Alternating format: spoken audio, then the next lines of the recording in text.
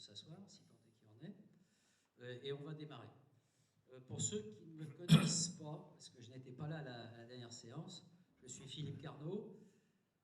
J'ai repris la présidence de l'association d'astronomie Vega depuis la fin de l'année dernière. Donc pour certains d'entre vous, c'est la première fois que vous me voyez.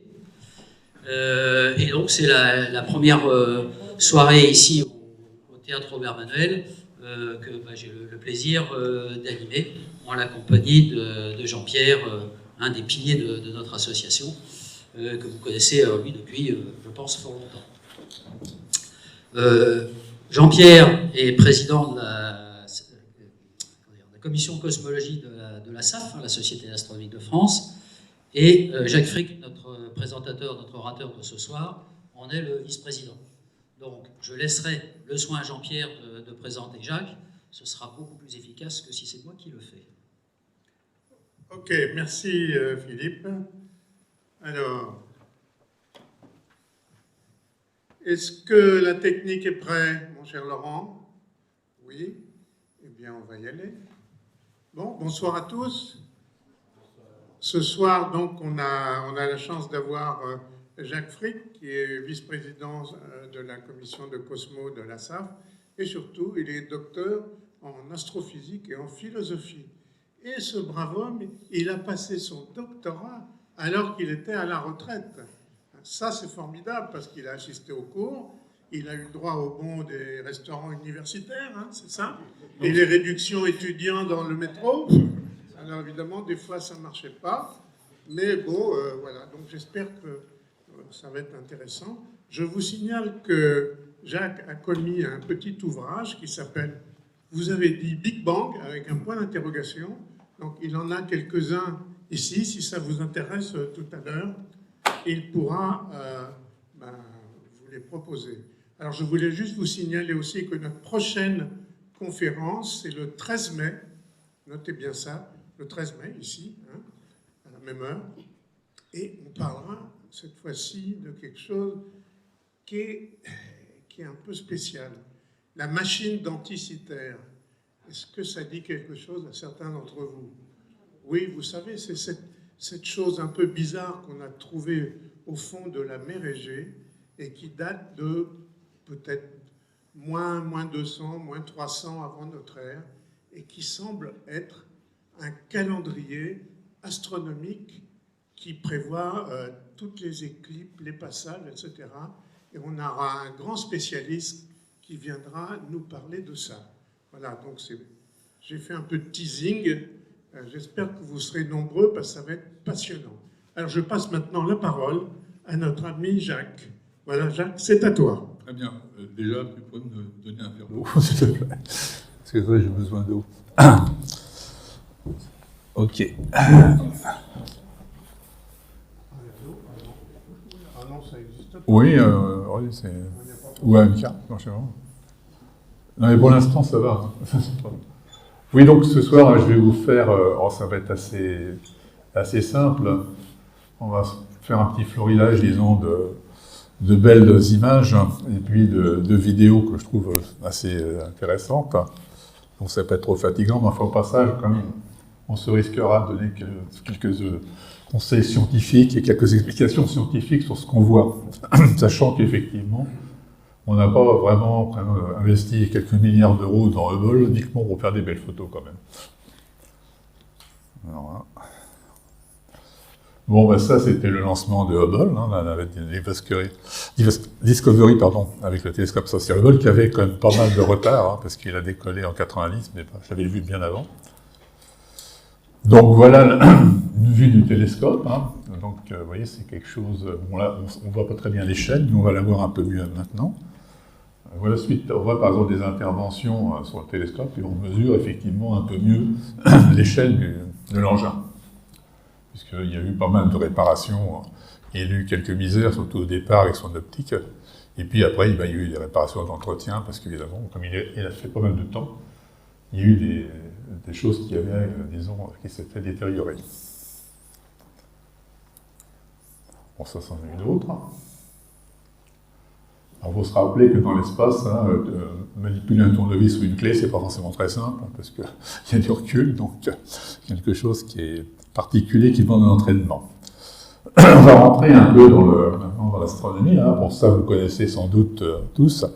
C'est la galaxie d'Andromède, qui est notre voisine, qui ressemble d'ailleurs plus certainement, qui a des similitudes avec notre galaxie.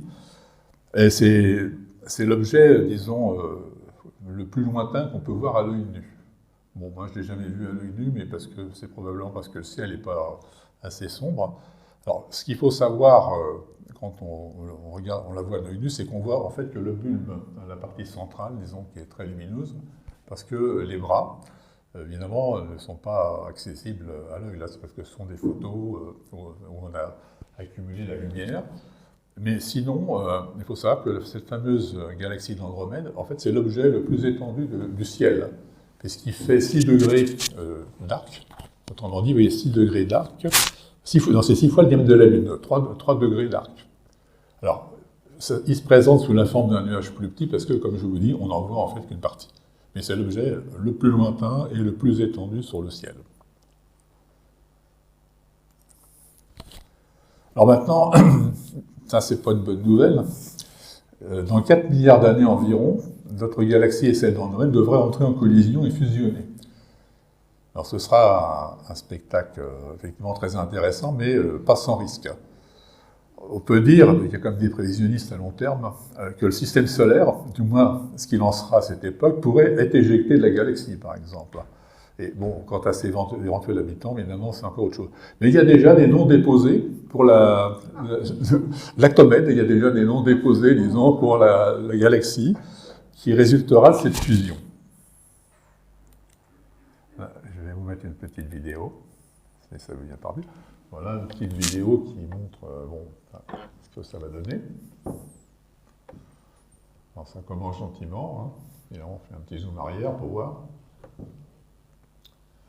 Et là, on voit que les deux galaxies, la nôtre et Andromède, ça va se rapprocher. C'est dans 4 milliards d'années quand même, hein, je vous préviens. Donc on a un peu de temps.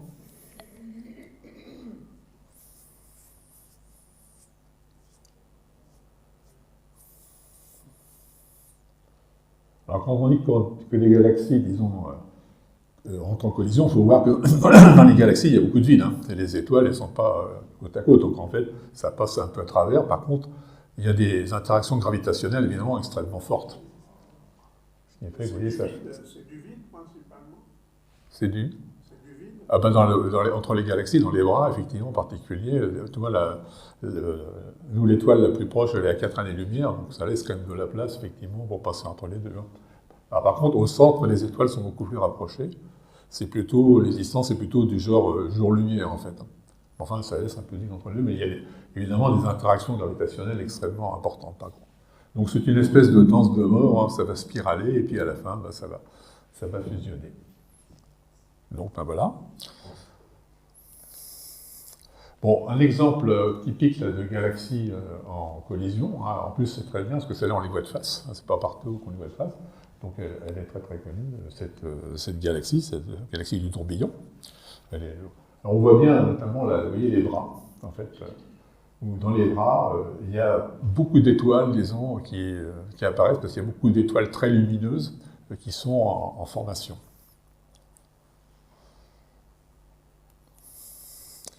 On va maintenant quitter le domaine extragalactique et on va s'intéresser à des objets de notre galaxie.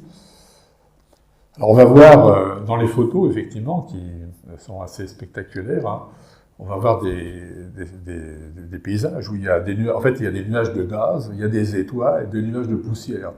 Et le tout, c'est effectivement, les étoiles fournissent une partie de l'éclairage, mais pas seulement, parce que le gaz, par exemple, peut être ionisé, et lui-même rayonner dans des longueurs d'onde qui dépendent effectivement de la molécule ou de l'atome en question, puisque vous savez que ça dépend, la lumière, disons, émise par des photons qui, quand ils sont excités, quand ils se désexcitent, dépend effectivement de l'atome en question. Alors, la poussière, ça, c'est quelque chose dont on a découvert l'intérêt il n'y a pas si longtemps que ça, peut-être une trentaine d'années, pensait que la poussière, c'était plutôt quelque chose qui était gênant. Et en fait, on se rend compte qu'elle joue un rôle très important. En général, ce sont des petits grains de quelques microns, alors qui sont générés entre autres par les étoiles, parce que les étoiles crachent comme des ondes de la matière. Et puis, il y en a une partie, disons, qui peut se condenser. Alors, en particulier, quand il y a des explosions, ben là, évidemment, ces poussières sont expulsées très très loin. Alors, ils peuvent prendre effectivement des formes familières, hein, et bon, puis souvent, ben, effectivement, elles sont nommées en raison de leur nom, de leur forme. Alors, déjà, regardons un peu où on est dans notre galaxie. Bon, ça, je pense que vous voulez savoir. Notre galaxie, finalement, on la connaît moins bien que celle d'Andromède, parce que nous, on est à l'intérieur, donc c'est plus difficile d'en connaître la forme. Bon, enfin, par des relevés, des coupes, etc. On se rend compte, alors, ça a changé. Avant, on pensait qu'elle était plus petite qu'Andromède, maintenant, on pense plutôt qu'elle est un peu plus grande. Aux dernières nouvelles, elle aurait 5 bras, parce qu'il est un peu bizarre. Et nous, vous voyez, ici, on est, je ne sais pas si vous voyez mon... Non, on ne voit pas, parce que... Je vais prendre un pointeur. Je pensais que ça... Vous voyez, ici, le Soleil qui est là. On est dans un bras, on est en banlieue, on n'est pas au centre. Hein. Remarquez, c'est un coin plus tranquille, parce qu'effectivement, dans le centre, les étoiles sont très proches, et ce sont des conditions qui sont en tout cas très très différentes, disons, de celles qu'on pourrait connaître.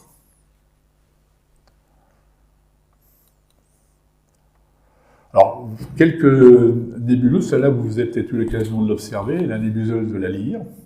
Donc on voit un anneau, en fait. Alors, on appelle ça souvent des nébuleuses planétaires, mais ce n'est pas des planètes, elles sont liées à l'explosion d'une étoile en fin de vie qui éjecte de sa matière. Et puis, au centre, il reste quelque chose qu'on ne voit pas forcément, mais qui éclaire effectivement cet anneau de gaz qui peut aussi être ionisé. Alors, la distance par rapport à nous est de 2300 années-lumière, donc c'est quand même relativement loin, en fait. Hein. Alors ça, il y en a un certain nombre. Hein. Elle est dans la Lyre. La Lyre, c'est notamment la constellation où se trouve Vega. Ça tombe bien, puisque c'est chez vous. Ça, une partie de la nébuleuse d'Orion, là, il y a de très jolies couleurs, effectivement. Et alors, ces couleurs, ce ne sont pas des fausses couleurs. Hein. Les astrophysiciens, en général, les couleurs, ils les font en mettant des filtres. Hein. Ils font des photos avec des filtres de différentes couleurs, un rouge, un vert, puis un autre. Hein. Et puis après, il faut un compositage, disons, des différentes couleurs. Et ces couleurs, effectivement, elles apportent de l'information aux astrophysiciens, parce que on y voit soit du gaz ionisé, soit des étoiles qui éclairent, et puis les étoiles, suivant le type d'étoile, elles n'ont pas la même couleur. Il y a des étoiles qui sont bleues, blanches, puis il y en a d'autres qui sont jaunes et rouges. Donc ça permet déjà de faire un petit état des lieux du terrain. Mais c'est là 1340 années-lumière, c'est pareil, c'est pas très près.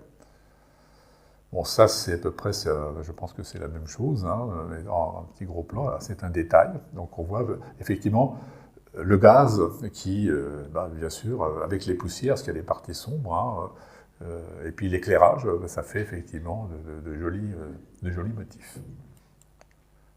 Bon, ça vous connaissez, hein, la tête de cheval. Hein. Il se trouve que là, c'est de la poussière, hein, c'est très opacifiant la poussière. On voit donc effectivement cette forme de nuage de poussière qui ressemble à une tête de cheval. 1500 années-lumière, c'est pareil, c'est pas vraiment à côté. Là, très, très jolie photo, il y a le crédit là, vraiment où c'est une vue générale, et on voit que c'est dans un espèce d'océan de lumière et d'étoiles. Hein.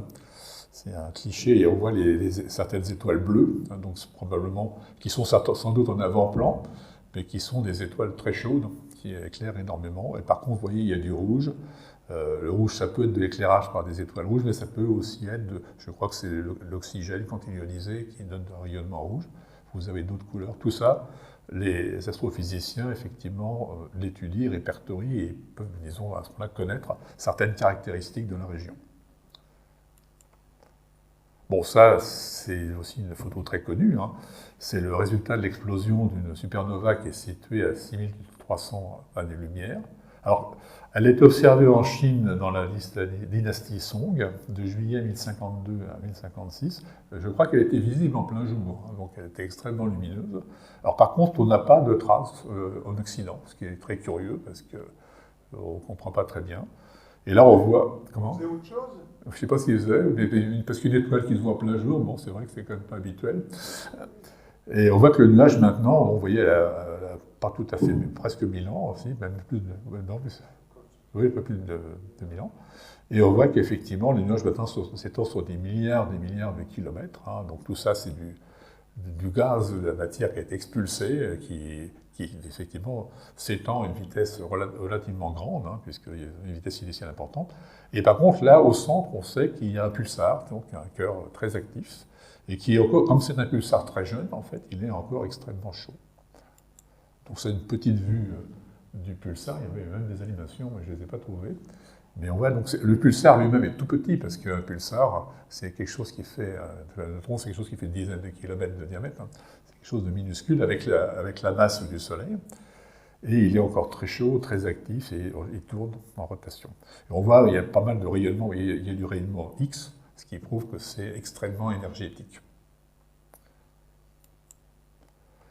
Bon, là, autre type de photos, on voit des formations, un peu des piliers, ça ressemble à des piliers.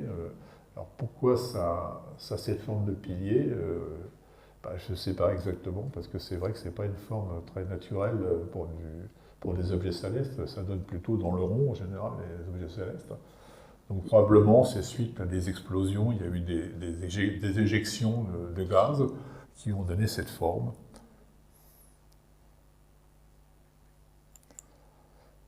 Alors ça, celle-là, c'est la supernova du XXe siècle, parce qu'il n'y en avait pas eu depuis un certain temps, depuis plusieurs siècles, qui d'ailleurs n'est pas dans notre galaxie, mais dans un de ses satellites, hein, le grand nuage de Magellan, et donc qu'on a observé en 1987. Donc ça, c'était une aubaine, parce qu'on n'en avait pas eu depuis très longtemps, surtout à l'époque moderne. Donc elle fait d'ailleurs toujours, elle est à 168 000 années-lumière, donc effectivement, dans le nuage de Magellan, qui est une galaxie satellite de notre galaxie. Et c'est vrai que c'est la seule supernova proche, disons, en tout cas de notre époque, à l'époque moderne. Alors voilà la même, hein, toujours. Là, on voit quand même des anneaux. Donc vous avez des anneaux ronds. On va mettre ça. Il y a des anneaux ronds, des grands anneaux ronds, là, ici, là. Et puis, il y a cette structure en collier de perles, qui est assez mystérieuse, bon, qui a beaucoup, d'ailleurs, surpris les astrophysiciens et astronomes, hein, puisque je ne sais pas si on en avait vu avant. Donc, il y a eu un certain nombre d'explications pour justifier cette structure, mais j'en reparlerai, justement, parce que on verra que dans la formation des étoiles, les idées ont quand même un petit peu évolué sur leur mode de formation. En tout cas, effectivement, c'est très curieux, c'est joli d'ailleurs, mais c'est extrêmement curieux. Je pense que c'est la première fois qu'on a vu un tel genre de structure. Alors les anneaux précédents, c'est lié à des soubresauts précédents de l'étoile. Apparemment, on a identifié l'étoile, hein, puisqu'on avait des clichés de cette région avant que l'étoile explose, donc on a pu vérifier quelle était l'étoile en question. Et alors je crois que c'est une géante bleue, ce qui n'est pas très habituel, mais il a vu des soubresauts effectivement dans le passé, et ces anneaux sont des réminiscences de ces soubresauts. Alors voilà de magnifiques structures gazeuses des piliers. Alors ça s'appelle ça, je crois, les piliers de la création. Je vous expliquerai pourquoi. Alors c'est vrai, c'est assez étonnant cette forme, hein, ça fait un peu comme des doigts en fait. Alors vous voyez, bon, là-dedans il y a de la poussière, c'est éclairé, vous voyez le fond vert, il y a aussi des fois des fonds bleus. Alors le fond bleu, c'est lié à la diffraction, enfin à la diffusion de la lumière par les poussières, vous savez que, comme le ciel est bleu, et aussi par les atomes. Le ciel est bleu sur Terre parce qu'en fait les rayons du Soleil, ils interagissent avec les molécules des hautes couches de l'atmosphère, les atomes, et la courte longueur d'onde sont plus diffractés que les grandes longueurs d'onde, ce qui fait qu'effectivement, du coup, on a l'impression que on voit que le ciel est bleu parce que la lumière vient, disons, de la diffraction, en fait. Et bon, c'est ce qui est valable sur Terre est aussi valable, bien sûr, dans l'espace. Donc les parties bleues, ça peut être de la lumière qui est diffractée, effectivement, par disons, des molécules de gaz. Donc tout ça est toujours analysé, effectivement, par les astrophysiciens. Alors ça, c'est la même chose, enfin, un bout là, et ça, c'est vu par le James Webb. Alors lui, vous voyez, le James Webb, la poussière, il passe à travers. Donc on voit effectivement que tout ça, c'est pas forcément complètement continu, hein, c'est des petits bouts, et c'est la poussière qui fait la jonction. Donc là, en plus, on note là, c'était un des premiers clichés qui avait été fait par le James Webb, on note l'excellente résolution, effectivement, du télescope en infrarouge. Ça, l'avantage de l'infrarouge, c'est que lui, la poussière, il passe à travers. Parce que c'est un problème de taille des poussières, comme il a une longueur d'onde qui est plus grande, mais les poussières, c'est 1 ou 2 microns, peut-être 3, et l'infrarouge, on est des longueurs d'onde qui sont plus grandes que ça, donc c'est beaucoup moins diffracté, disons, par la poussière. Bon, alors là, ça, on appelle ça, c'est une autre nébuleuse, je ne la connaissais pas trop, c'est là, de la fourmi. Bon, effectivement, ça peut ressembler à une fourmi, si on veut. Hein. Alors, on ne sait pas très bien où elle est, parce qu'on la situe entre 3000 et 6000 années-lumière. Bon, les nébuleuses de l'Esquimau, je ne sais pas si vous connaissez l'Esquimau, c'est pas mal non plus, c'est assez curieux, elle est à 5000 années-lumière, je ne sais pas pourquoi on l'appelait l'Esquimau, bon, je n'avais pas bien vu en fait. Hein. Si vous avez des idées. C'est la capuche. Ah, c'est la capuche. La capuche d'Esquimau. Ah bon, d'accord. Celle-là, elle n'a pas de nom, on pourrait l'appeler la rose, hein, je suppose, vu la forme. Donc NGC 6543, et pas mal non plus. Alors là, il y a beaucoup de rouge, là, effectivement. Donc ça peut être lié, alors on voit qu'au centre, il y a quelque chose. Ça peut être lié, effectivement, à l'éclairage par une étoile, hein, la lumière étant à ce moment-là, disons, diffractée par le gaz. Les couleurs sont naturelles. En principe, oui, puisque quand c'est des fausses couleurs, en général, ils les signalent, hein, en fait. Hein, puisque, oui, non, j'en ai fait, on met des filtres, hein. Pour faire les trucs, on met 3 filtres, on prend 3 clichés et puis on fait du composite. Des fois, ça peut être un peu déformé pour des questions de clarté, de netteté, hein, ils peuvent un peu les trafiquer, mais disons de base, normalement, c'est des photos qui sont en couleur. C'est l'œil de chat. Celui-là, ah ouais, je croyais, parce que je l'ai après, je vais vous montrer l'œil du chat. Alors peut-être sous un autre angle. Ça, c'est une autre nébuleuse planétaire qui n'a pas de nom, elle est un peu curieuse, elle a une forme de bouteille, un peu, c'est curieux, quelque chose dedans. Voilà celle que j'ai, l'œil du chat, c'est ça? C'est la même en fait. Ah, c'est la même, et il y a une couleur qui est différente, c'est ça? Non. Ah, d'accord. Oui, c'est vrai que ça ressemble, effectivement. Oui, c'est 6543, regardez le code en bas. Oui, bah c'est bon, effectivement. Alors pourquoi l'autre est rouge et celle-là, ils ont un peu trafiqué les couleurs, manifestement. C'était pour faire plus joli, d'accord. Alors ça, c'est le sablier. Oui, c'est vrai, ça ressemble un peu à un sablier, hein, qui a 8000 années-lumière, une belle nébuleuse avec un rétrécissement à la partie centrale. La nébuleuse du Cône, à 2500 années-lumière. Là, on voit il y a des étoiles. Bon, souvent, les étoiles, c'est du premier plan, hein, donc elles n'appartiennent pas à la structure. C'est la nébuleuse du Cygne, je pense, qui est bien connue aussi, à 5500 années-lumière de distance, hein, comme elle est décrite comme un océan bouillonnant d'hydrogène avec de petites quantités d'oxygène, de soufre et d'autres éléments. Donc vous voyez que dans ces gaz, il n'y a pas que d'hydrogène. Hein. Il y a eu des résidus qui ont été formés par des étoiles comme des supernovas, hein, parce que celle du soufre, il n'y en a pas d'origine, ni de l'oxygène. C'est les supernovas, disons, qui synthétisent, ou des étoiles en fin de vie qui synthétisent ce genre de choses. Bon, une belle image, je vais l'appeler nuit étoilée, bon, c'est assez joli. Voilà 2 galaxies en tourbillon, alors une GC 2207 et IC machin, situées à 114 millions d'années-lumière. Là, on est un peu ressorti de notre galaxie. C'est une collision apparemment, oui. Attends, je peux revenir en arrière. Ouais. En tourbillon, en tourbillon, je ne sais pas si c'est une collision, mais ça a l'air quand même d'être 2 galaxies. On voit, apparemment, c'est 2 galaxies qui sont en train de rentrer en interaction. Un fragment de la nébuleuse Trifide, un amas d'étoiles à 9000 années-lumière. Bon, c'est pareil, alors, c'est fameux, mais je vais revenir maintenant sur les pouponnières d'étoiles, enfin les Murph Clouds. Alors pourquoi on appelle ça des pouponnières d'étoiles? Parce que ce sont des lieux où effectivement on note un taux de formation d'étoiles relativement important. les étoiles ne se forment pas n'importe où parce qu'il faut des conditions quand même particulières pour qu'elles puissent se former. Vous savez que une étoile, c'est censé se former à partir de l'effondrement d'un nuage de gaz qui serait en surdensité par rapport au milieu.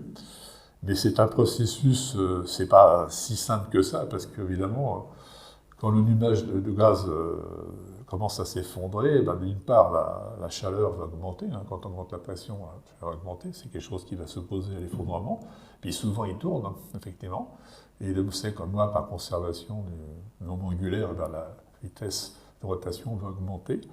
Donc il y a un certain nombre de paramètres qui font que les premières idées qu'on avait peut-être un petit peu simples ne sont pas vraiment, disons, ça peut arriver, mais ce n'est pas vraiment très très efficace. Et puis, par ailleurs, il faut un environnement pas trop hostile, parce que s'il y a des étoiles, par exemple, très brillantes à côté, eh bien, c'est assez dévastateur. Les rayons UV, les rayons qui sont émis, peuvent effectivement nuire à la formation de l'étoile quand elle est à ce stade-là. C'est quelque chose d'assez fragile. Et c'est pour ça que ces parties disons, de gaz qui contiennent de nombreuses poussières, eh bien, font comme un cocon, si vous voulez, autour des étoiles qui peuvent se former. Elles les protègent, disons, des rayonnements, disons, qui peuvent être nocifs d'autres étoiles. Et puis, un autre point qu'on a noté, mais peut-être un peu plus tard, c'est que les étoiles dans ce genre de pouponnière, ils ne se forment pas vraiment les unes après les autres, elles se forment un peu par groupe. Et ça, on avait observé qu'on avait des groupes d'étoiles qui manifestement avaient le même âge. On pouvait se poser la question, pourquoi un groupe d'étoiles qui a priori ne semble pas lié gravitationnellement au même âge? C'est parce que les grands nuages de gaz qui existent dans l'univers, parfois quand on parle des nuages de gaz dans l'univers, c'est des nuages qui font, je ne sais pas, 100 000 années-lumière, au moins 100 années-lumière, disons, de taille, donc c'est des gros trucs. Dans le processus de contraction, en fait, ça ne se passe pas très simplement, il se fragmente, parce qu'évidemment, le nuage, il n'est pas du tout homogène, il va se fragmenter. Alors, ce qui peut expliquer aussi la structure en anneaux de perles, c'est-à-dire que le nuage autour, il n'est pas homogène, et la fragmentation fait que chaque grumeau, disons, va lui-même, disons, s'effondrer. Donc, effectivement, c'est des pouponnières, parce que là, et ça, je pense qu'effectivement, James Webb va bien le voir, parce que lui, il va voir à travers la poussière, il y a pas mal d'étoiles qui se forment. Un chiffre peut-être qu'il faut retenir, c'est que dans notre galaxie, la Voie lactée, le taux de formation d'étoiles par an, c'est à peu près d'une étoile par an. Oui, actuellement, une étoile par an, 1,1, parce que ça compte jamais juste, évidemment. Alors on se dit, mais une étoile par an, comment c'est possible? Il y a 100 milliards d'étoiles, ça ferait 100 milliards d'années, c'est pas possible. C'est simplement parce que ça, c'est le taux de formation aujourd'hui. On pense que dans le passé, quand les galaxies étaient plus jeunes, elles avaient un taux de formation d'étoiles beaucoup plus important que le taux de formation maintenant. Et ça, c'est pareil, c'est quelque chose que le Hubble veut nous apporter, que le James Webb nous apporter, parce que lui, il va avoir des galaxies beaucoup plus anciennes. Donc on pourra peut-être observer ce genre de trucs. C'est sûr qu'avec ces chiffres-là, notre galaxie, en plus, elle n'est pas spécialement pauvre en gaz, elle a du gaz simplement, mais effectivement, pour former des étoiles, ça prend du temps. Donc vous voyez, donc cet environnement, donc un petit peu feutré, c'est comme les nouveau-nés, c'est fragile, il ne faut pas qu'il y ait d'environnement trop difficile. Et puis, l'intérêt également des nuages qui se fragmentent, c'est que si les étoiles se forment un peu de manière contemporaine, elles ne vont pas se perturber parce qu'elles sont toutes au même stade. Elles perturbent quand il y en a une qui est plus avancée que l'autre, et va rayonner plus, mais là, cette formation, disons, en groupe, va pouvoir à ce moment-là, disons, réussir. Bon, ça, c'est des restes d'une explosion. Bon, celle-là est assez jolie, la nébuleuse de l'Aigle, il faut reconnaître que c'est un très, très, très beau cliché, une magnifique photo, on va y revenir. Ça, c'est une autre nébuleuse. Bon, la pomme d'arrosoir. Pourquoi pas? Bon, là, je reviens sur la nébuleuse de l'Aigle, voilà. Bon, effectivement, comme je disais au début, bon, les astrophysiciens, ils n'ont quand même pas lancé le Hubble qui a coûté quelques milliards de dollars, uniquement pour faire des photos, qui sont jolies à regarder. Ils l'ont lancé, effectivement, pour avoir plus d'informations sur le milieu interstellaire et stellaire. Et qu'est-ce qui les renseigne? Ben, c'est la forme des structures, déjà, ça leur apprend des choses, parce que pourquoi, par exemple, les piliers, pourquoi ça a des formes de piliers? C'est pas une forme très naturelle, hein. Qu'est-ce qui a fait ça? La transparence du milieu, la poussière, la couleur qui caractérise les étoiles visibles ou cachées qui les éclairent, et aussi les atomes et les molécules excitées présentes. Donc ça, pour les astrophysiciens, un cliché comme ça, ils en extraient, disons, beaucoup d'informations qui vont les renseigner, effectivement, sur la nature, disons, du milieu dans notre galaxie. On va retourner à la maison, on a fait un petit tour là. Donc là, je vous remets le truc avec le soleil, là. À nouveau, vous voyez, on n'a pas changé, hein, on est toujours par là. Et puis, bon, je vais faire un zoom assez rapide tout de suite. Hein. On va regarder, disons, notre environnement. Donc vous voyez, alors là, par contre, on a mis le soleil au centre. Hein. Et vous voyez, bon, quelques étoiles que vous connaissez, puis il y en a qu'on ne connaît pas très bien, parce qu'elles ne sont pas forcément, disons, très brillantes. Hein, parce qu'on verra que, bon, le Soleil, il a certaines caractéristiques, mais beaucoup d'étoiles sont moins brillantes que le Soleil, donc on ne les repère pas forcément, puis il y en a qui sont plus brillantes. Alors, oui, on va regarder un peu les tailles diverses des étoiles. Hein. Si notre Soleil n'est pas la plus grosse, il se situe plutôt dans une bonne moyenne.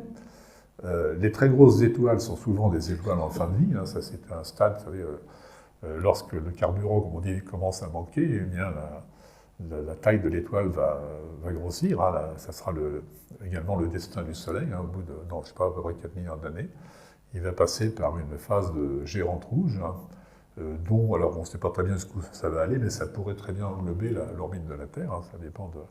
Et puis, il finit en général en naine blanche, compte tenu de sa masse, hein, parce que le Soleil n'est pas suffisamment massif, disons, pour finir en autre chose. Il y aura à peu près une naine blanche à peu près la taille de la Terre, mais avec la masse du Soleil, donc c'est une densité quand même. Alors, il existe aussi des naines rouges, comme Proxima du Centaure, notre voisine la plus proche. Alors, ce qu'il faut savoir, c'est que les naines rouges, effectivement, ça ne chauffe pas des masses. Par contre, ça a une durée de vie extraordinaire, 100 milliards, 20 000 milliards d'années. Ça peut briller pendant un temps, voilà, on est tranquille pendant un bout de temps, pour connaître. Et puis, en général, alors, la masse, on parle de 8 masses solaires, bon, c'est toujours un ordre de grandeur. Hein. Elles peuvent finir en étoiles à neutrons, voire en trous noirs. Ça dépend de paramètres, de la rotation, de la composition, mais enfin, c'est un peu une barrière. En dessous de 8 masses solaires, en général, ça ne se termine pas en étoile à neutrons. Alors, on va prendre le Soleil comme référence. Hein. Donc là, vous voyez, le Soleil, alors vous voyez déjà nos planètes, hein, même Jupiter et la Terre, c'est vraiment un grain par rapport au Soleil, c'est pas compliqué. Le diamètre du Soleil, c'est 100 fois le diamètre de la Terre. Donc vous voyez, un centième. Alors bon, Jupiter fait un peu meilleure figure, mais bon, c'est certain que nous, la Terre, on est vraiment tout petit par rapport au Soleil. Maintenant, le Soleil, mais c'est pas la plus grosse, là, vous voyez, on a repris l'échelle, mais cette fois-ci, le Soleil, il est là. Et puis, vous voyez d'autres étoiles à l'échelle, toujours. Donc, vous avez Sirius qui est plus gros, Pollux. Alors, Sirius, c'est une étoile qu'on voit bien, hein, l'hiver. Pollux également, on voit très bien. Arcturus, très belle étoile, qui est dans le prolongement de la queue de la Grande Ourse. C'est plus gros, nettement plus gros. Et puis, il y a encore plus gros, parce que vous voyez maintenant, je vais reprendre, alors Arcturus est là, Rigel, Aldébaran, Bételgeuse, Antares. Là, on donne dans des étoiles totalement gigantes. Alors, il y en a peut-être encore des plus grosses, hein, mais c'est celle que j'ai trouvée, en fait. Maintenant, on va s'intéresser au système solaire, donc je vais repartir de notre Soleil avec cette planète. Alors, malgré tout, il faut savoir que le Soleil n'est pas la plus grosse étoile, mais dans notre galaxie, 80% des étoiles sont plus petites quand même. Et je sais que si on prend par exemple une sphère de, je crois que c'est 35 années-lumière autour du Soleil, on a à peu près 400 étoiles, et le Soleil, si j'ai compris, serait à peu près, en partant de la plus brillante, en 30e position. Donc vous voyez, il n'est pas mal placé. Il y a beaucoup d'étoiles quand même qui sont beaucoup plus petites que le Soleil. Donc on ne va pas forcément tirer un mauvais lot. Alors maintenant, regardons les planètes, parce que là, on revient dans quelque chose de raisonnable. Donc Jupiter, Saturne, un peu plus petit, Uranus, Neptune, et la Terre encore, qui n'est pas bien grosse hein, par rapport à quand on voit par rapport à Jupiter, Uranus, Vénus qui est à peu près de la même taille, et puis après, ça descend encore Mars, Mercure, et puis maintenant Pluton, de toute façon, il a été déclassé, donc on n'en parle même plus. Alors on reprend un peu de poil de la bête dans les Rocheuses, parce que là, on est les meilleurs. Donc la Terre, c'est la plus grosse des Rocheuses, disons, de notre système solaire. Vénus, c'est à peu près un peu plus petit, et puis Mars, bon, Mercure et Pluton. Vous voyez, là. Tout ça, là, c'est à l'échelle, tout ça. Alors, le Soleil, bon, il a des taches, mais pour vous donner une idée, vous voyez, cette petite tache-là, à mon avis, cette tache-là, elle a la taille de la Terre. Donc, une tache aussi minuscule que ça, donc ces taches solaires sont... Alors, je ne vous parle pas de celle-là, qui est beaucoup plus grande, mais donc, vous voyez, ces petites taches, en fait, elles sont quand même relativement gigantesques, hein, il faut tenir compte de l'échelle. Alors bon, là voilà une animation qui montre... Alors le Soleil est une étoile quand même particulièrement stable. Son énergie, sa brillance, disons, varie extrêmement peu. Hein. Sur tous les relevés qu'on a depuis maintenant un certain nombre de siècles, montrent que ces variations sont très faibles.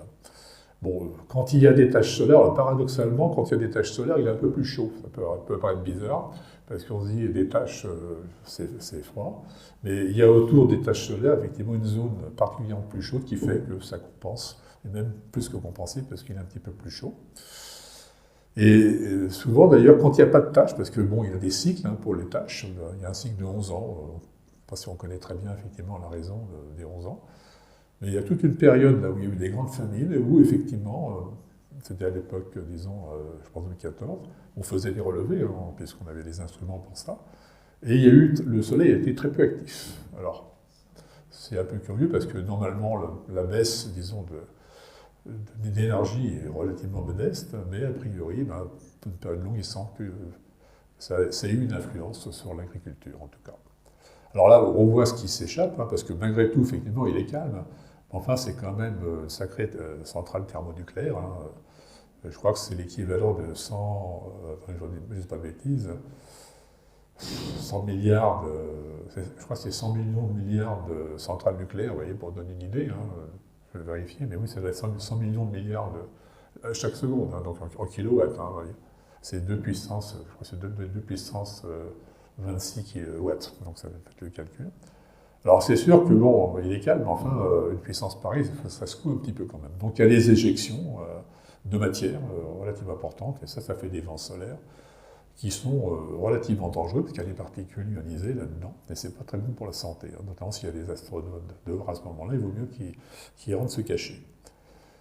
Donc voilà le petit schéma quand il y a des éruptions solaires. Alors on a vu ici, c'est la Terre. Alors la Terre, en fait, elle est toute petite au milieu, là, si j'arrive, là, elle est là. Et ce qu'on a symbolisé à côté, c'est son bouclier magnétique. Vous savez que la Terre a, disons, un champ magnétique. Hein, et donc, par ce champ magnétique, l'avantage des champs magnétiques, c'est que ça dévie les particules chargées. Alors ça les dévie, sauf, vous voyez ici, il y a un trou, alors je vais vous montrer, je ne sais pas si je pourrais bien, là. Vous voyez ici, il y a un trou, là, ça c'est les pôles. Parce que quand vous regardez les lignes de champ d'un champ magnétique, ben, au pôle il y a des trous, en fait. Donc ça veut dire que le bouclier magnétique nous protège relativement bien, disons, de ce vent solaire, qui est extrêmement nocif, hein, très dangereux, sauf que malgré tout, il va en rentrer quand même un peu par les pôles. Donc là, vous voyez, vous avez une petite animation qui montre comment le bouclier magnétique se déforme quand il reçoit, disons, un vent solaire. Donc vous voyez un petit peu, alors toujours pareil, hein, avec le petit défaut, là, ici, disons, où il rentre un petit peu de matière.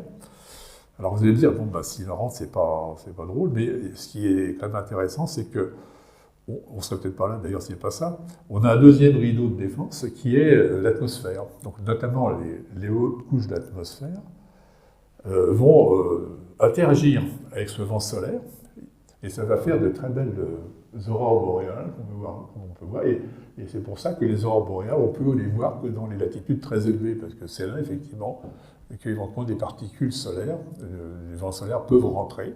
Et donc, ces interactions qu'on voit, donc, qui excitent des molécules, parce que c'est des molécules qui se mettent à briller, elles sont excitées, c'est des excites, hein, eh bien, ça permet, disons, grosso modo, d'éliminer, enfin du moins en grande partie, ces particules nocives. J'en ai une deuxième qui est pas mal non plus, là. Ouais. Moi, j'en ai jamais vu, hein, mais bon, à part en film, mais je pense que ça doit être assez spectaculaire. Alors voilà, bon, prenons la Terre maintenant. Bon, tous les nuages sont les nuages. Enfin, c'est la Terre, enfin, disons le planisphère avec les lumières. Hein. On voit que maintenant, c'est relativement, il y a des zones comme assez éclairées. Voilà, vue du ciel. Alors c'est celle-là, là. Ça c'est une photo que j'ai faite, dont je suis très fier, j'en ai parlé. J'ai fait ça avec mon appareil photo, l'Umix DMC Z72 Bridge, la focale 1200, zoom numérique 2, exposition automatique. Bah, vous voyez qu'un simple appareil photo, ce qu'on arrive à faire, c'est quand même pas mal, je trouve, hein, pour la Lune.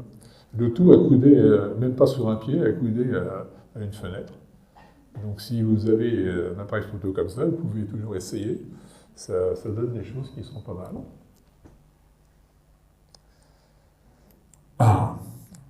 Attends, là, je n'ai pas fait le bon truc. La Lune. Ah, ben voilà. Je vais me mettre une petite animation sur celle de la Lune, je ne peux pas résister. Alors, pendant 2 longues heures, la 705 figée se prépare à son envol. Elle est vivante, hein, ça c'est sûr.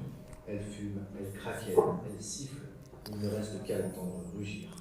À 9h27, la passerelle d'accès se rétracte. Au même moment, la tour de sauvetage est armée. Désormais, si un problème survient, la tour s'activera et extirpera Columbia et ses astronautes avec une poussée fulgurante. Nous sommes à 5 minutes. Comment ? À 50 secondes du décollage, pardon. Ah bah zut, elle sort pas, non, c'est marrant. signes de vie. Puis le tarot final. Parce que moi je laisse sur mon... Attendez, je vais regarder. Attendez, il faut peut-être que je fasse une duplication de... Alors, voyons voir... Ça doit être FN. Je regarde mon truc. Ouais. Comme c'est une vidéo, je n'avais pas essayé ce truc-là. Si je fais ça, dupliquer. Vous l'avez ? Je vais repartir. Non, je peux repartir de la bête. Tandis que des millions de litres d'eau sont déversés sur le bâtiment pour atténuer le déchaînement de rage qui va suivre. 12, 11, 10, 9, ignition sequence start. 6, 5, 4, 3, 2, 1, 0. All engine running. Liftoff. We have a liftoff. 32 minutes past the hour. La fusée est libérée dans un vacarme de tous les dieux. Même à 6 km de là, les spectateurs ressentent de très fortes vibrations, les mêmes qu'a ressenti Walter Cronkite, présentateur sur CBS, lors du lancement d'Apollo 4. Tandis que le million de spectateurs massés en Floride observent cette fusée s'élever dans un bruit assourdissant, les contrôleurs souhaitent bonne chance à l'équipage. À Houston, Joanna Green, femme de Buzz, a les larmes aux yeux. Elle est effrayée. La femme de Michael Collins, elle, est heureuse. En Floride, Werner von Braun, concepteur de la fusée, pleure de joie. Il se tourne ensuite vers un collègue et lui dit « Donnez-moi 10 milliards, 10 ans, et je vous mets un homme sur Mars. » Arthur C. Clarke, auteur de 2001 l'Odyssée de l'espace, pleure lui aussi. Les 3 hommes s'éloignent du sol de plus en plus vite. En 12 minutes, ils se retrouvent en orbite autour de leur planète. Ils observent la Terre tandis qu'ils vérifient que tout va bien à bord de leur petit vaisseau. Après les 2 tours du monde, il est temps. L'injection translunaire. Une poussée qui va les catapulter tout droit vers la Lune. Les voilà donc qui quittent lentement notre planète bleue. Tandis qu'elle s'éloigne, ils commencent à voir l'horizon bleuté devenir une sphère bleue au centre d'un vaste tapis noir. Au-dessus du Pacifique, Michael Collins prend les commandes. Il sépare Columbia de l'étage S4B et de sa précieuse cargaison, le module lunaire Eagle. Les panneaux protecteurs de l'S4B s'ouvrent alors comme des pétales d'une fleur. Collins s'éloigne de quelques dizaines de mètres, fait faire un salto à Columbia, puis revient chercher Eagle. Tout doucement, il s'agit de faire rentrer une sonde d'amarrage dans un tout petit cône du Eagle afin de souder les 2 vaisseaux ensemble. C'est un moment crucial pour Collins. Il s'est entraîné des centaines de fois pour ce moment. Lentement, la sonde entre dans le cône. L'amarrage est confirmé. Il se sépare alors du S4B qui ira se perdre en orbite autour du Soleil. Une fois le double vaisseau Columbia et Eagle en route vers la Lune, Buzz Aldrin relate un fait étrange. Les 2 vaisseaux étant collés face à face, il sort d'un vaisseau la tête en haut et entre dans l'autre la tête en bas. Un sentiment très perturbant. La première nuit en apesanteur est difficile pour eux. Michael ne dort que 7 heures, Buzz dort 5 heures et Neil seulement 3. Mais il se lève de bon pied.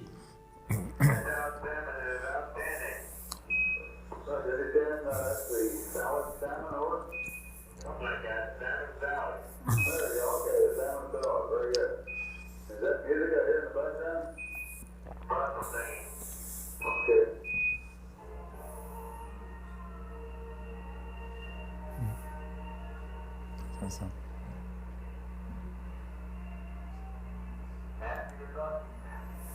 Deux autres jours passent. Le 19 juillet, l'équipage est désormais dans l'influence de la Lune.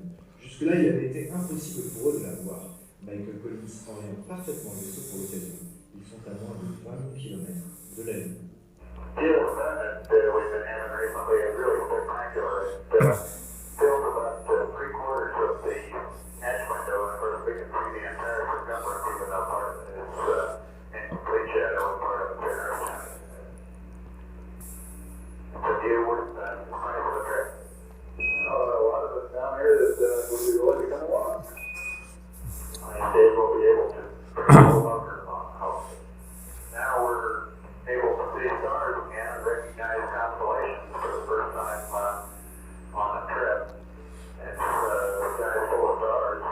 Ils approchent de la Lune et font une correction de trajectoire. La prochaine étape est de passer derrière la Lune pour se mettre en orbite, ou pas. Une fois du côté de la face cachée, aucune communication n'est possible avec la Terre, la Lune bloquant les signaux radio. Deux choix s'offrent à eux. Soit tout va bien et ils mettent les moteurs à feu pour entrer en orbite lunaire, soit un problème dans le moteur est détecté et étant livrés à eux-mêmes, ils ne font pas cette poussée et la trajectoire les ramène vers la Terre. Pour la NASA, le seul moyen de savoir quel choix ils ont pris est d'observer à quel moment ils sortent de l'horizon lunaire et émettent à nouveau. Jane Armstrong, la femme de Neil, sait que si le contact a lieu 6 minutes plus tôt, c'est qu'Apollo 11 a eu un problème et doit rentrer. Mais finalement, ce n'est pas le cas. Le signal est acquis au moment exact prévu et ils sont en orbite lunaire. C'est un moment incroyable pour les astronautes. Ils contemplent ce monde où personne n'a encore mis les pieds. C'est la première fois qu'ils voient cette surface de si près et pour deux d'entre eux, il sera bientôt l'heure de s'y diriger. Le lendemain, c'est le 20 juillet 1969. C'est le moment pour Neil et Buzz de monter dans Eagle. Un peu avant, comme c'est la tradition, le Capcom, ce jour-là Ronald Evans, leur lit les nouvelles. Armstrong et Aldrin montent alors dans leur module lunaire Eagle. Ils ont répété ce moment des centaines de fois, mais cette fois-ci, c'est pour de vrai. La veille, alors que les deux autres allaient se coucher, Buzz a allumé tous les systèmes de Eagle pour le vérifier. Neil et Buzz se séparent alors, Michael qui reste dans Columbia. Le LEM déploie ses pieds d'atterrissage et Michael l'inspecte.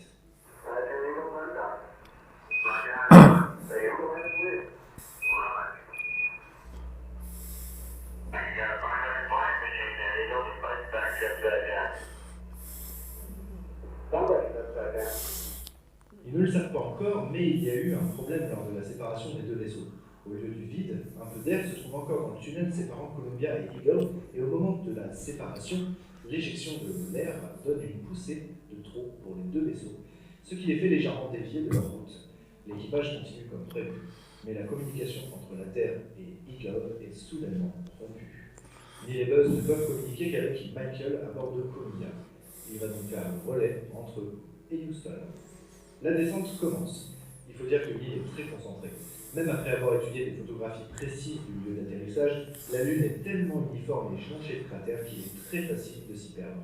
La lumière et les reliefs sont trompeurs. Un caillou qui semble faire la taille d'une voiture peut en réalité être plus grand qu'un immeuble. Neil se rend compte qu'il va dépasser la zone d'atterrissage prévue à cause de la trop grande vitesse due à la mauvaise séparation survenue plus tôt. Pour ne rien arranger, il perd à nouveau la liaison directe avec Houston. Puis elle revient. Sur Terre, on a également du mal à savoir la quantité de carburant restante. Neil a la tête contre le hublot, à regarder le terrain tandis qu'il prend les commandes du LEM. Buzz, lui, est affairé à vérifier tous les voyants et les jauges du cockpit. Il n'a même pas le temps de regarder une seule fois le paysage qui défile sous son hublot. Là, l'ordinateur de bord indique l'alarme 1202. Ils informent la Terre et en attendant, ils descendent, trop concentrés sur ce qu'ils font pour avoir le temps de se demander ce que c'est. À Houston, on prend ça très au sérieux. Si l'ordinateur lâche, c'est fini. Et c'est justement une alarme de l'ordinateur. Le responsable au sol dit que finalement c'est bon. Tant qu'on n'a pas une deuxième alarme 1202, ça va. Quelques secondes plus tard, seconde alarme 1202.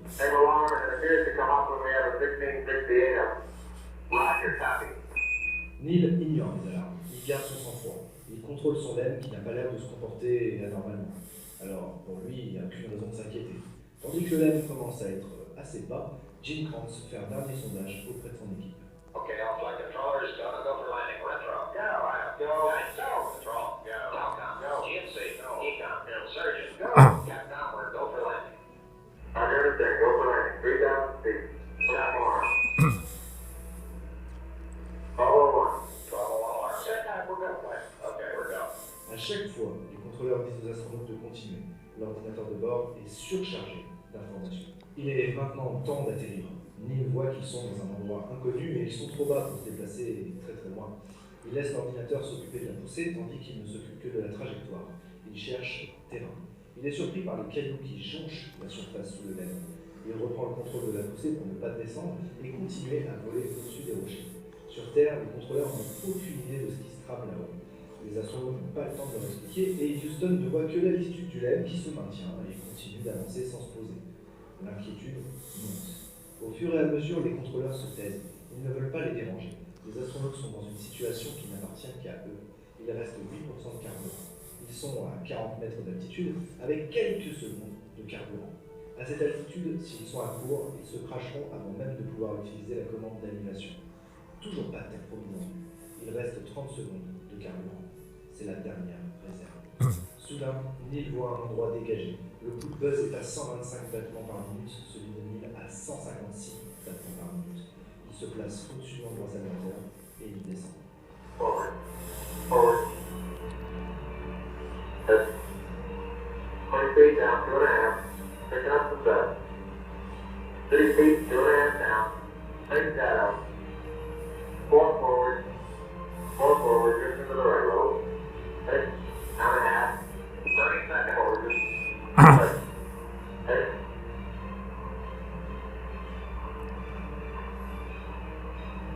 Contact right. Okay, engine stop. ATA at a descent. House control both autos, descent, command override off. Engine arm off. 413 is in. We come to get down, Eagle. Houston, Tranquility Base here. The Eagle has landed. Rocket point, Tranquility, we come to go and ground. You got a bunch of guys about to turn blue. We're breathing again. Thanks a lot.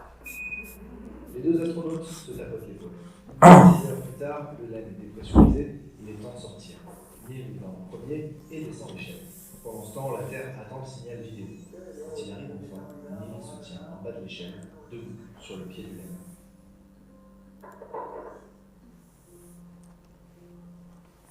Okay, I just checked get back up to that first step. It's going too far, but it's adequate to get back up. So we got here and get slowed down.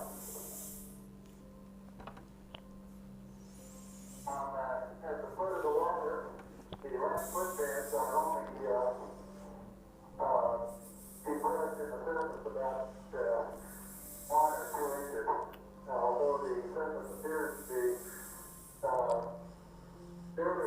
very fine grained as you get close to it. It's almost like a powder. Down there, it's very fine. Le sol lunaire c'est le moment de constater. Un cinquième de la planète regarde cet événement en direct. Tandis que son premier pied touche la surface de la Lune, il prononce ces mots. That's one small step for man, one giant leap for mankind. Alors,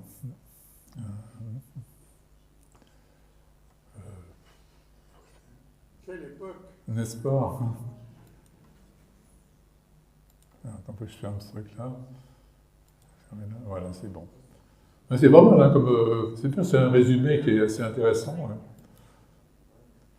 Bon, là, on va passer effectivement à autre chose. Ça, c'est Mercure. Non, t'es en mode présentateur. Ouais, tu te mets en diaporama. Ah, je suis plus en diaporama, d'accord. Alors, Poum poum. C'est bizarre, paramètres d'affichage.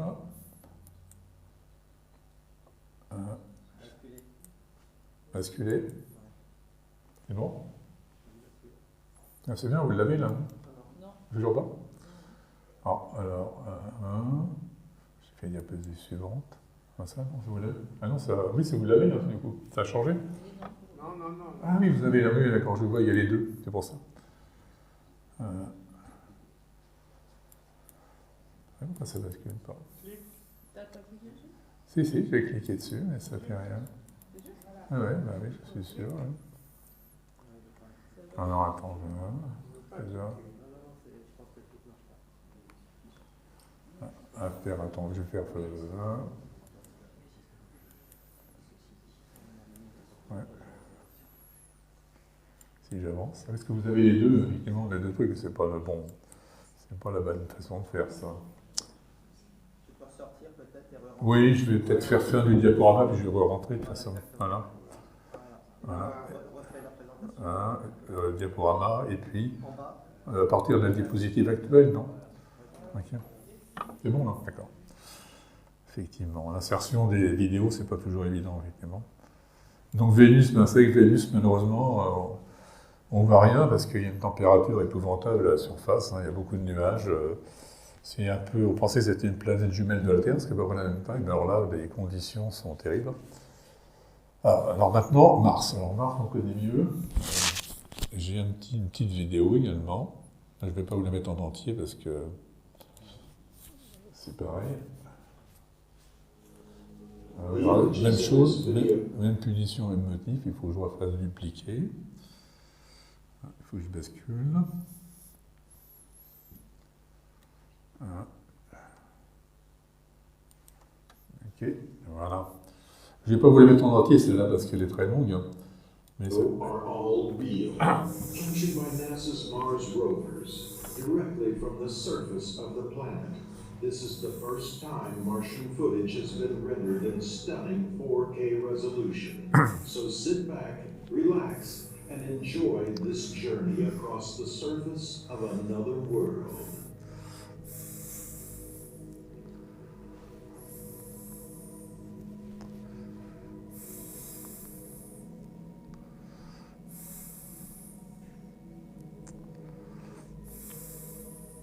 The team at NASA has given Mars informal place names, which you will see on the screen in the bottom left corner.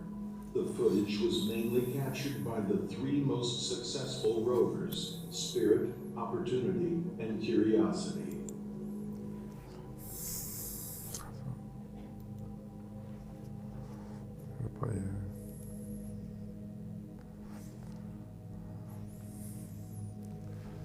Alors, ces vidéos, je vous ai mis les liens hein, si vous voulez les regarder en ligne, parce que c'est des extraits en fait, hein, donc autrement ce serait trop long évidemment. Cameras on board the rovers were the height of technology when the respective missions were launched. A question often asked is, why don't we actually have live video from Mars? Although the cameras are high quality, the rate at which the rovers can send data back to Earth is the biggest challenge. Curiosity can only send data directly back to Earth at 32 kilobits per second. Instead, when the rover can connect to the Mars Renaissance orbiter, we get more favorable speeds of 2 megabytes per second. However, this link is only available for about 8 minutes each sol or Martian day.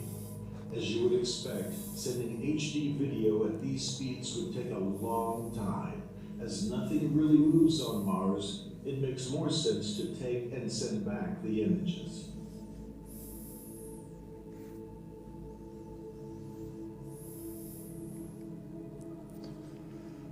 Bon, je vais m'arrêter par là. Alors, je vais sans avoir le même problème, probablement. Je vais arrêter ça. Ouais, c'est ça de nouveau. Je vais refaire fin du diaporama, ça ne va pas tergiverser. Et puis, donc, diaporama à partir de la diapo actuelle. Voilà. C'est bon? Très bien. Alors ça, c'est aussi...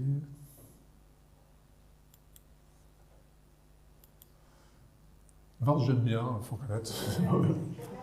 Ça, c'est la descente du dernier sur Mars. Bon, beaucoup l'ont vu. Toujours pareil. Hmm? Toujours le même problème. Ah oui, d'accord, même problème, bien sûr. Oui, oui. Eh oui. Attends une petite seconde. Effectivement, à chaque fois, il faut que je change mon truc. Et quand je le laisse, ça ne marche pas. On ne peut pas. Dupliquer. D'accord. Et voilà, ça va aller mieux là. Enfin, je vais tout repartir depuis le début.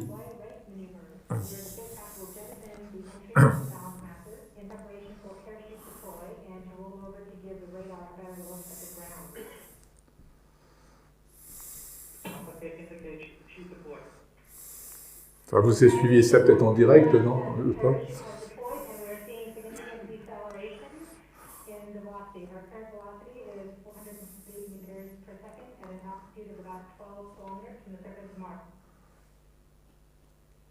Heat shield set. President is now slowed to subsonic speeds and the heat shield has been separated. This allows both the radar and the cameras to get their first look at the surface. Current velocity is 145 meters per second at an altitude of about 9.5 kilometers above the surface. C'était le bouclier thermique. Oui, voilà. Ils l'ont largué là.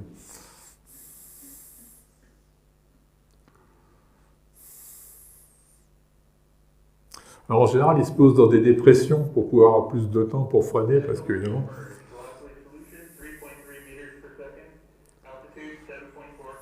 Now has radar lock on the ground. Current velocity is about 100 meters per second, 6.6 kilometers above the surface. President is continuing to descend on the parachute. We are commenting on the initialization of terrain relative navigation and subsequently the timing of the landing engines. Our current velocity is about 90 meters per second at an altitude of 4.2 kilometers.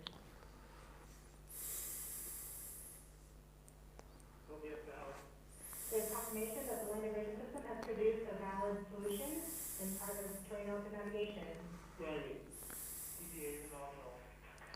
We have timing of the landing engines.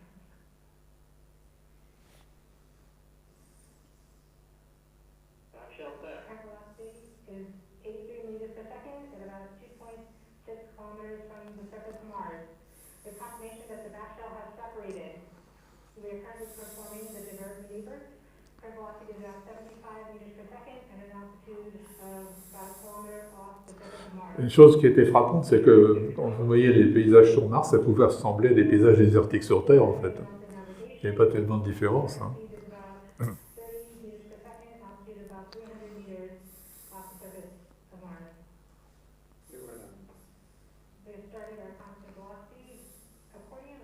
voilà. Voilà.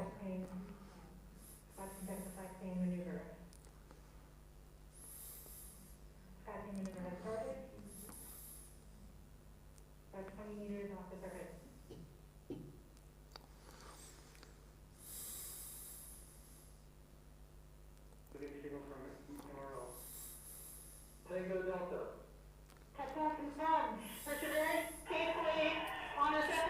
Voilà. Parfait. Ils sont très contents. Bon, je vais leur faire la même chose.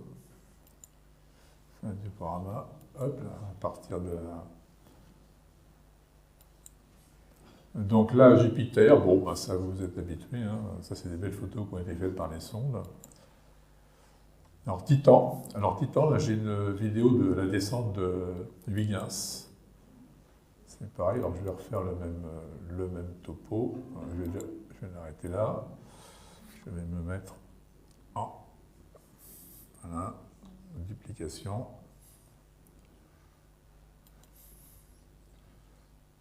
Ouais, et on part. Ça, c'était une descente assez extraordinaire parce que c'est la seule planète, disons, au-delà de Mars sur laquelle on s'est posé, en fait. Là. On l'a vu en direct à la Cité des Sciences. Ouais. 2005.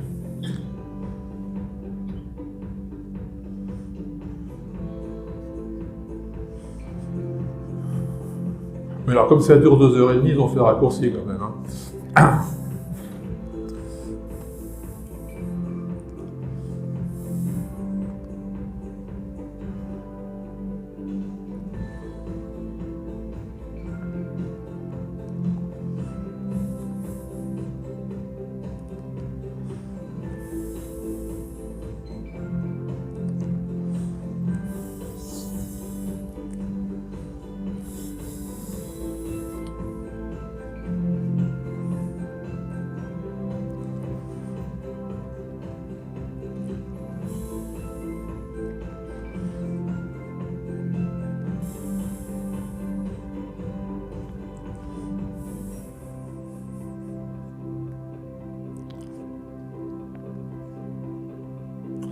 Donc ça, c'est ce que donnent les caméras de la sonde.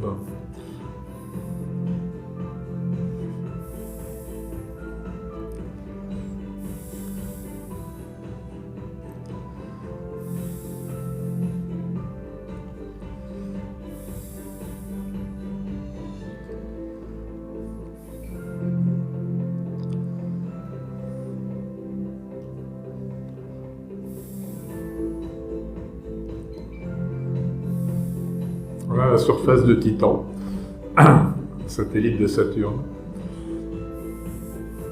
À quoi ça ressemble?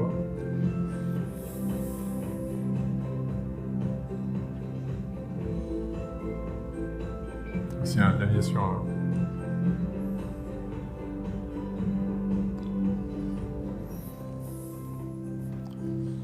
Ok, je vais arrêter. Donc, même punition, on va recommencer. Voilà. Voilà. Donc ça, c'est ce qu'on avait vu.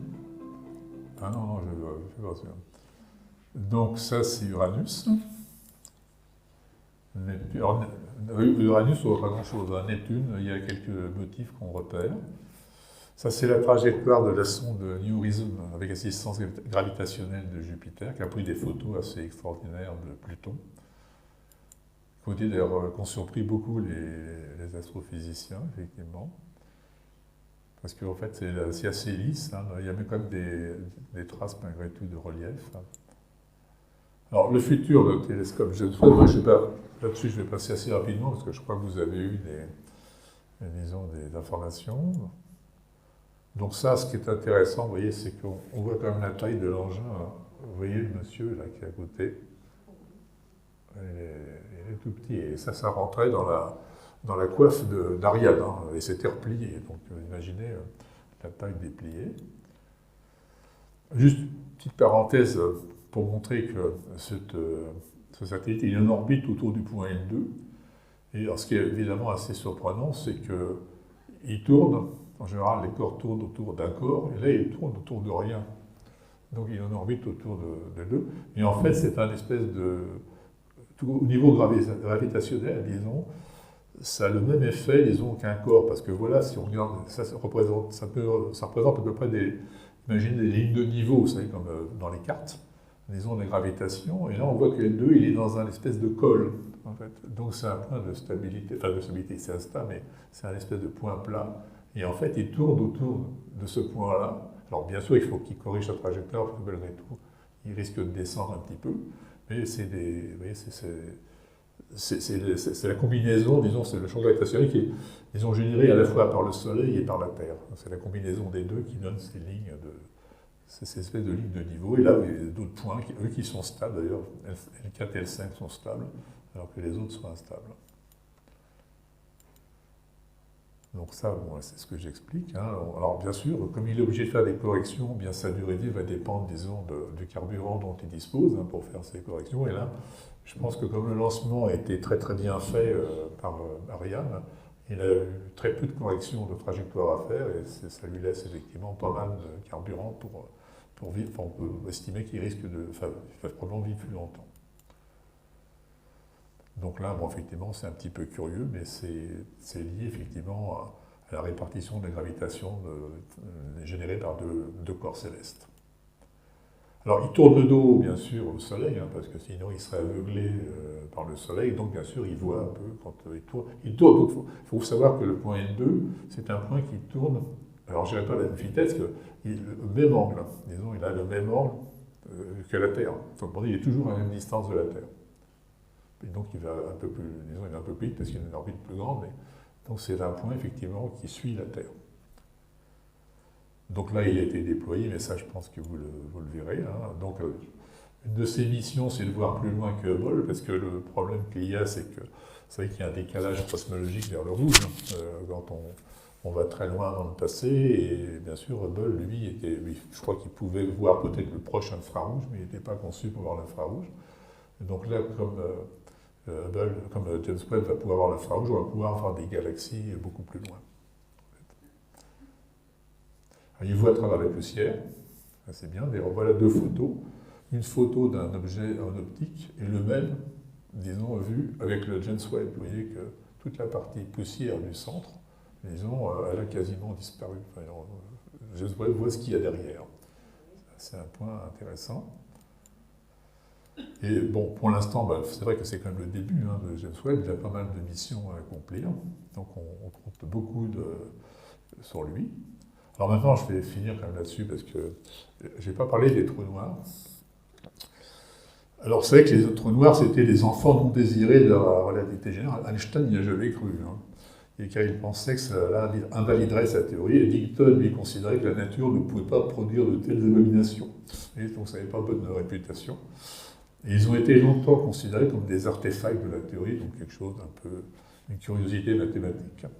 Donc aujourd'hui, il faut reconnaître que la preuve d'objets qui, s'ils ne sont pas des trous noirs, tels que la théorie les décrit, ils ressemblent quand même bigrement. Elle semble établie. Et la première image, donc, par un réseau de radiotélescopes, donc c'est une image qui était faite à partir du rayonnement radio, d'un trou noir supermassif, a été réalisée en 2019. Je crois qu'elle a été largement diffusée. Bon, ça vous la connaissez. Alors vous voyez la partie qui est plus lumineuse, c'est lié au fait que les trous noirs sont en général en rotation. Donc, ils ont pas, l'horizon n'est pas sphérique. En fait, il y a une déformation de l'horizon. Et donc là, il doit tourner vers nous parce que vous voyez, le bas est plus brillant. Donc, c'est un espèce d'effet Doppler. Et vers nous, les rayons sont effectivement plus énergétiques, alors que de l'autre côté, là, effectivement, ils sont comment est-ce que ça nous fait ? Alors, question, est-ce qu'il y a un trou noir sur Terre ? On peut se poser la question. Bon, vous avez reconnu le trou noir fiscal, bien connu de tous, naturellement.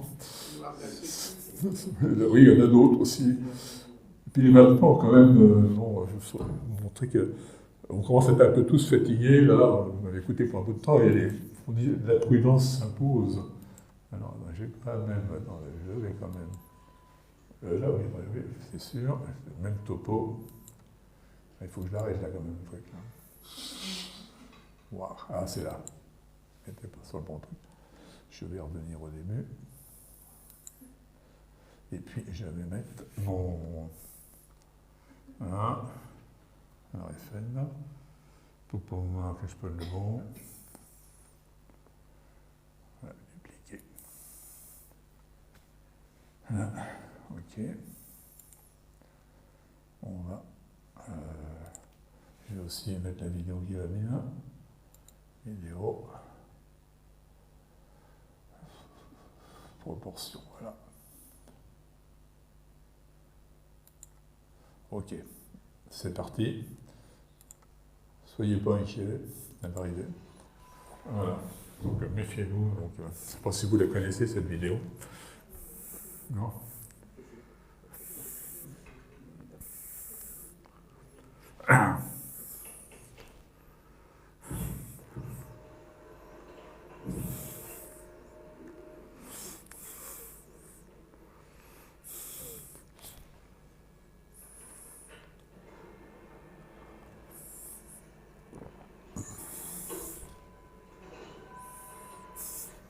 Il est tard. La fatigue.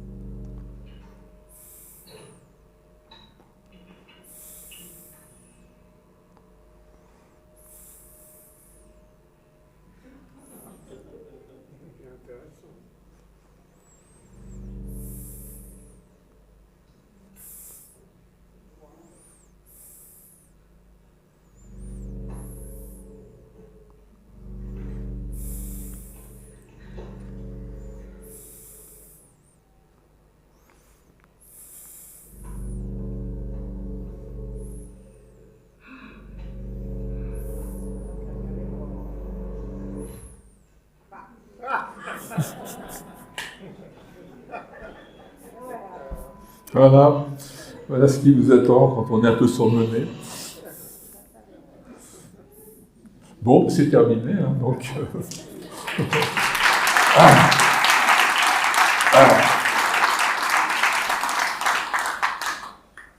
Une plaisanterie pour terminer, mais enfin bon. Tu peux remontrer le trou noir, s'il te plaît, pas La fin, là, la photo du trou noir. Ah oui, le trou noir, le sérieux. Le sérieux. Alors attends, je vais remettre à... Sauf si c'est trop compliqué. Non, non, je vais mettre ça. Oui, bon, là, ça doit être bon. Je vais mettre en mode Niaborama. Je vais mettre... Alors attends, je vais avancer. Hein.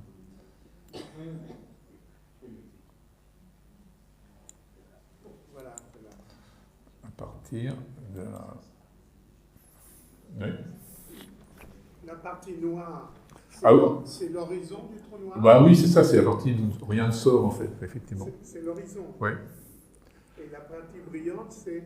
Bah, c'est du gaz qui est autour, en fait, qui passe... C'est pas une vue de l'arrière? Ah bah, ça peut venir de... Parce que le trou noir, il dévie des rayons qui viennent de l'arrière. Il dévie, mais par contre, de cette surface-là, de l'avant, rien ne peut sortir. C'est pour ça qu'il y a une partie noire, en fait. Hein.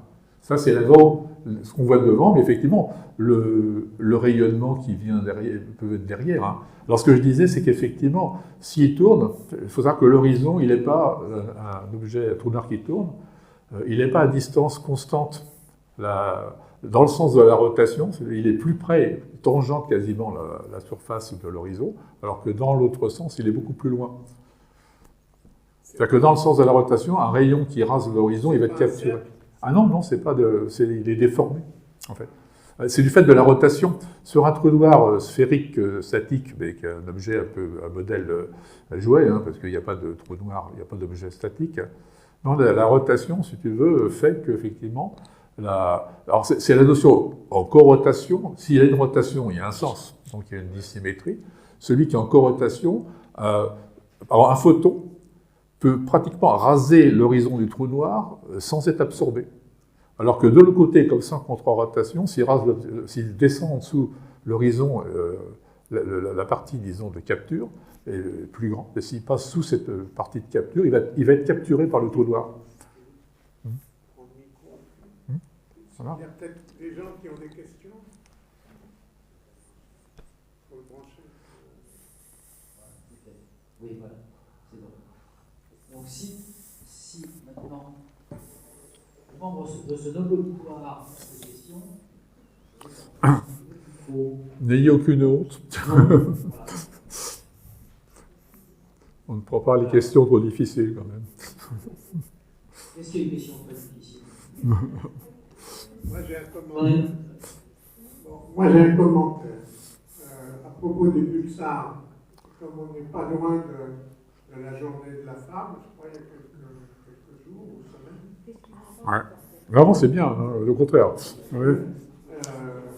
Vous savez, ou vous ne savez pas, que les pulsars ont été découverts par une dame qui s'appelait Jocelyn Bell, et qui est une Britannique, c'était une étudiante britannique, c'était dans les années 60, 70, je crois, et c'est elle qui a découvert les premiers pulsars. Alors si je vous en parle, c'est parce que cette dame vient à Paris le 25 mars, on la reçoit à la SAP et on va lui remettre une médaille, mais surtout, cette dame ayant découvert le premier pulsar, alors vous savez ce que c'est un pulsar, peut-être que tu peux nous expliquer ce que c'est un pulsar. On appelle ça aussi une étoile à neutrons.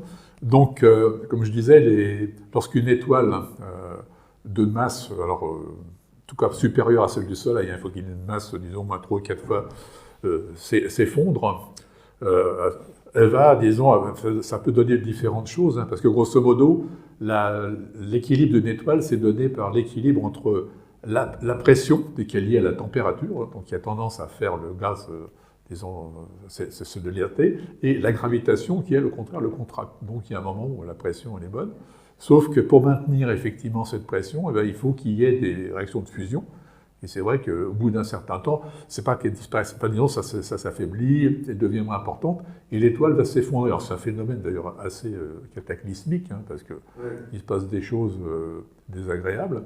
Et pour une certaine masse, effectivement, ça va se terminer soit en pulsar, soit en trou noir. Alors les trous noirs, bon, c'est moins facile, mais les pulsars, par contre, on en connaît parce que ce sont des astres. Il faut savoir que, par exemple, un pulsar, ça fait 10 km de diamètre à peu près, et ça a la masse du Soleil. Wow. Ça a une densité extraordinaire, si vous voulez. Ouais. Voilà, c'est une densité absolument Et ça extraordinaire. pulse.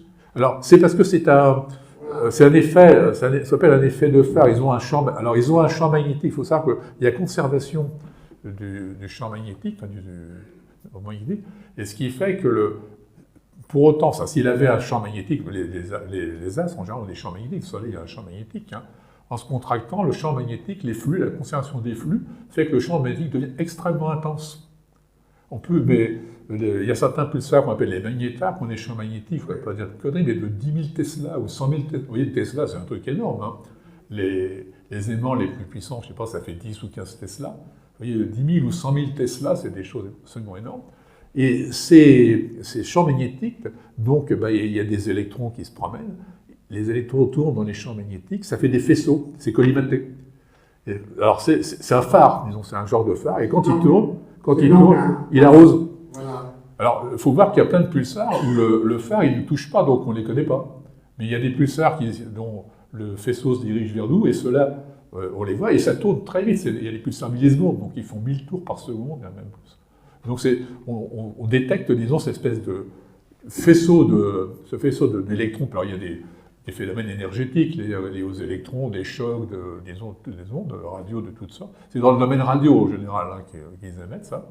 Et donc, ça va très vite. Au début, ils ont pensé que c'était des hommes verts, hein, ils avaient ça, parce qu'ils pensaient que c'était un signal récurrent. Et justement, c'est cette dame, Jocelyn Bell, qui a découvert les premières pulsations de ce genre d'étoile. Et alors, elle a tellement bien travaillé là-dessus que c'est son patron qui a eu le prix Nobel. Oui, voilà. Évidemment, l'astronomie était très machiste à l'époque. Oh, elle ne l'est plus. Non, bien sûr. Elle l'est moins. Voilà. J'ai vu que Françoise Combe avait été élue vice-présidente de l'Académie des sciences, quand même. Pour compenser, Voilà. parce qu'on connaît bien ici, qu'on a reçu ici, est devenue vice-présidente de l'Académie des sciences à Paris. Ouais. Donc, voilà. Donc c'est l'histoire de Jocelyn Bell. Oui, oui. Pour dire ce nom, et cette dame va être le 25 mars à Paris, au CNAMS, pour ceux que ça intéresse. Est-ce que c'est sur les pulsars qu'on règle certaines horloges terrestres? On pourrait. Alors justement, il y aura une conférence à la cosmologie, quelqu'un qui va nous parler de la manière de détecter des ondes gravitationnelles en observant la perturbation justement de la période des pulsars, parce qu'on pense que les ondes gravitationnelles vont perturber légèrement cette régularité. Et comme ils ont les pulsars très vieux, ont des horloges extrêmement stables. On est dans le 10-15, 10-16 de stabilité.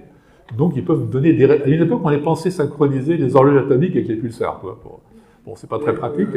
On a une conférence là-dessus, mais on ne fournit pas l'aspirine. Oui. Alors, Non, vas-y. je ne sais pas s'il y a d'autres questions. Je vous signale que notre ami Jacques a commis un petit ouvrage. Comment il s'appelle ton ouvrage? Vous avez dit Big Bang. Vous avez dit Alors, il y a un point d'interrogation. Vous d'exclamation, je ne sais plus. Ah, J'ai repris un peu le terme de James Peeble, en fait, hein, qui, quand il avait fait sa conférence après le prix Nobel en 2019, il a fait une conférence à Washington, et il avait dit qu'il n'aimait pas le terme Big Bang. Hein, c'est pas moi, le livre que j'ai écrit, je ne remets pas en cause la cosmologie, disons, telle qu'elle est, hein, simplement son interprétation. Et la raison, elle est simple, c'est que ce que dit... C'était pas big et ça n'a pas fait banque. Comment? C'était pas big et ça n'a pas fait banque. Non, enfin, disons que c'est pas... parler de Big Bang, c'est parler d'un événement qui est localisé le temps et dans l'espace. Et lui dit, dans la relativité, c'est quelque chose qui n'a pas de sens. Parce que la relativité, c'est une théorie de l'espace-temps. Hein, pour donner... c'est pas forcément facile à expliquer, parce que c'est compliqué. Hein. L'espace-temps, c'est très difficile à se représenter. Mais Dans le modèle cosmologique tel qu'on le présente actuellement, c'est un modèle qu'on pourrait appeler chronologique. Donc, c'est-à-dire qu'il y a eu effectivement un événement, disons, on peut l'appeler, appelons-le singularité, ça c'est sûr qu'à cet endroit-là, il s'est passé quelque chose qui n'est pas physique. Et puis après, on dit, ben voilà, l'univers il évolue de telle ou telle manière, jusqu'à aujourd'hui, il fait des tas de trucs. Et ça, c'est un peu une approche newtonienne. La relativité dit non, c'est pas comme ça. Il y a ce qu'on appelle un espace-temps, et un espace-temps, c'est quelque chose, c'est le tout. C'est-à-dire qu'un espace-temps, c'est quelque chose. Le temps et l'espace même n'existent pas, ne sont pas des grandeurs physiques dans un espace-temps. C'est ce que Minkowski appelait des ombres. Et l'espace-temps, c'est le tout. En parlant newtonien, c'est le phénomène dans toute son extension spatiale et temporelle. Autrement dit, dans un espace-temps, si tu veux, par le futur, un espace-temps n'a pas ni futur, ni passé, ni présent. Un espace-temps, il a juste une propriété, c'est qu'il existe. Parce en fait, il n'a pas ça, pourquoi? Parce que c'est une propriété interne. C'est déprimant. Non, c'est pas déprimant, Non, parce que faut voir que il y a à l'intérieur, tu peux définir un passé, un présent et un futur, mais c'est une propriété interne à l'espace-temps. C'est pas une propriété externe. Bien sûr, sinon, ça serait pas. Tu peux pas défendre ce truc-là. On voit bien. Bon, nous, on voit une chronologie, mais c'est une propriété interne. On est sur des lignes d'univers, et sur ces lignes d'univers, d'où, effectivement, on vit à l'intérieur. Mais l'objet lui-même que définit la relativité, c'est l'ensemble. C'est-à-dire que pour la relativité, tout est prédit, si tu veux, le futur, le devenir. Même nous, je dirais, à la limite, on est prédit. Tu vois, Mais ça, c'est le concept de la relativité. Hein. La relativité comme ça, hein. C'est pas nous qui l'avons inventé. Mais bon, c'est vrai que dans le quotidien, c'est pas facile à comprendre, quoi. Faut bien connaître. Est-ce qu'il y a d'autres questions? Moi, je ne vois pas. Du courage? Non? Peut-être juste pour tout le monde nous rappeler, avec le James Webb maintenant, jusqu'où, on va faire la comparaison avec Hubble d'ailleurs, dans les deux cas de figure, jusqu'où on peut remonter en distance et dans le temps. Disons, faut voir ça, disons, l'infrarouge qu'il est capable de capter, parce que ça se traduit par un Z, en fait, la distance. Actuellement, on est, je ne sais plus, à des Z de 15 ou entre ce truc-là, 15 ou 20 pour les objets les plus lointains. Mais après, on ne voit plus rien, quoi. Alors, donc... 700 millions. Ouais, voilà, et peut-être qu'il pourra remonter à, je sais pas, 30, 50, voilà, exactement. Oui, Alors d'autant plus que plus ça va, plus on pense qu'il y a eu des étoiles ou des galaxies qui sont formées très tôt. Hein. On parle maintenant de structures galactiques qui seraient formées à 400 millions après ce qu'on appelle le Big Bang. Donc, alors qu'avant, on pensait que c'était pas avant 1 milliard. Plus on avance, plus on a l'impression qu'il y a des structures qui existaient très tôt. Donc, il pourrait remonter, il ne remontera pas, effectivement. De toute façon, il y a un horizon avec le rayonnement de fond cosmologique pour l'optique. Donc là, on ne peut pas voir plus loin, hein, effectivement. Et c'est déjà, vous vous rendez compte, le rayonnement cosmologique, il a un Z de à peu près 1100. On est dans le domaine radio, là. De toute façon, c'est même plus. C'est pas un télescope infrarouge qu'il faut, c'est Planck, hein, c'est des systèmes de détecteurs d'ondes, des ondes radio.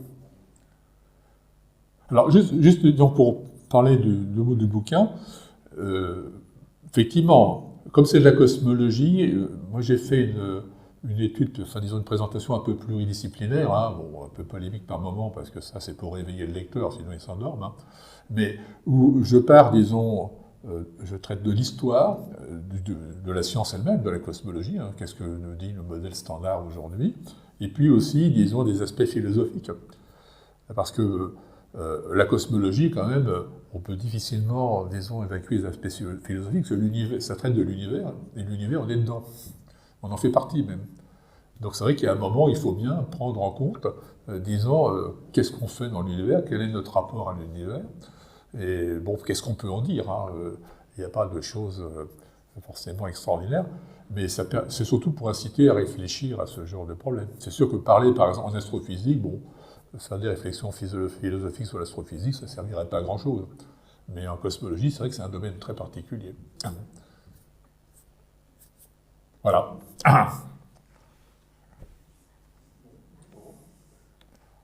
C'est terminé. Pas de questions. Ah mais n'ayez aucune honte, comme je dis. Je réponds à toutes les questions, même celles où je ne connais pas la réponse. Bon, bah, très bien. Bah, écoutez, j'espère que ça vous a plu quand même. J'ai essayé de faire quelque chose de distrayant.